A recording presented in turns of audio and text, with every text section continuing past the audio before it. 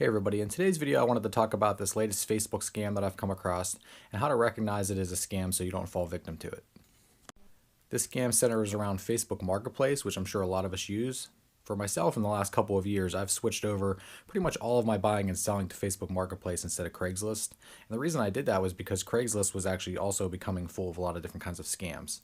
To me, Facebook Marketplace was a good alternative because you could actually see who the person was that you were dealing with. But recently I came across this scam and it took me a few minutes to realize that's what it was. But so what I want to do right now is just go over a couple things and how to recognize it as a scam, make sure that you don't fall victim to it. All right, so let's talk a little bit more about this particular scam. In this scam, you're actually the seller and you list an item up for sale, and the scammer messages you acting interested in your item. But one of the first things that they're going to do is they're going to ask for your phone number.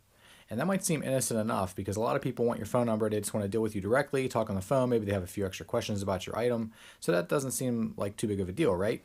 But then what the scammer wants to do after that is they want to send you a 6-digit code and have you verify to them what that code is. But they're not actually the ones sending you the 6-digit code. What they're actually trying to do is register for a Google Voice account. They use your phone number to register for the Google Voice account. So when they enter your phone number in, a lot of these different accounts and apps and things like that, they send a code, a verification code out to your phone once you've entered the phone number for verification. What they're trying to do is have you give them that 6-digit verification code so they can actually register the account under your phone number. So if you've done that and you've given them the 6-digit code, they're pretty much done with you from that point on. They've been able to register that account under your identity and they can move on with their day to scam other people. So let's talk a little bit about how to recognize this scam. So when I listed my item for sale, I got the message from the potential buyer or scammer in this case almost immediately after I listed the item, which I thought was a little bit odd, but you never know. Someone might actually have alerts set up for the item that I was actually selling. The message I received was just the generic "is this item still available" message, and I replied back, yes, I still have it. And then the person, as you can see in the screenshot here, replied, can I pick it up now? Which to me was great. I was home at the time. I was like, this is very convenient. This will work out great. What a deal. I asked the question, where are you coming from? Just to get an idea of how long that would take the person to get here. And they didn't answer that question. They just went right to please give me your phone number. And so that already was a little bit of a flag to me where I started to be like, this person's kind of weird. I wish they would have, told me where they were coming from. But I did give them my phone number, which was a mistake on my part because I didn't yet recognize this as a scam. And then that's when they started to ask about this 6-digit code. And that was a huge red flag right there. I was like, I've been selling on Marketplace for quite a while now. And I've never had anybody ever ask me for something like that. And I even said that to them, and they're just, they tried various things to get me to believe them and so on. And I still didn't know about this scam at the time, but I knew better than to go ahead and go through with what they were asking me to do. So that's when I pretty much cut that off and ended that right there. So luckily for me, I didn't fall victim to the scam. So that's one of the red flags. If the person isn't answering your questions or they pretty much go straight to this whole phone number thing, you really should stop and think a little bit about, who this person is and what they're really after. Another thing you should do is actually take a look at the person's Facebook profile.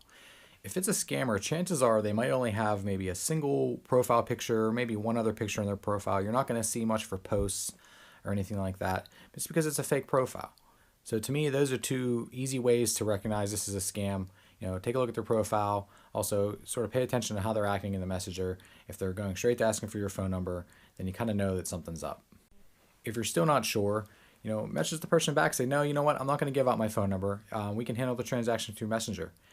Chances are that if it's not a scam, the person's going to be okay with that if they want to buy your item. If it's a scammer, then you're probably not going to hear from them again. Another thing that I've done recently now is to let real buyers know, that I don't want to use phone numbers, is that I've actually put it in my item description that I will not give you my phone number. That if you're interested in the item, we'll handle the transaction through Messenger. So overall, I think if you take those precautions, you'll be fine and you'll avoid getting scammed. So all it really takes here to avoid the scam is just to pay attention a little bit, do a little bit of due diligence, make sure that the person you're dealing with is real, and you should be fine. So the bottom line here is that, yeah, it can be difficult to determine if the person you're dealing with is a real person or not a scammer, that is. But if you do take a little bit of time and ask a couple questions or do a little bit of research, you can make sure that you don't get scammed by these people. All right, everybody, I hope the video was helpful. I think the key to defeating things like this is just awareness. So that's why I wanted to do this video today, is just to make sure that all of you are aware that this scam is out there and a couple quick things you can do to make sure that you don't fall victim to it. As always, if you liked today's video, please give me a thumbs up, and if you haven't subscribed, please do so, and I'll see you next time. Thanks for watching.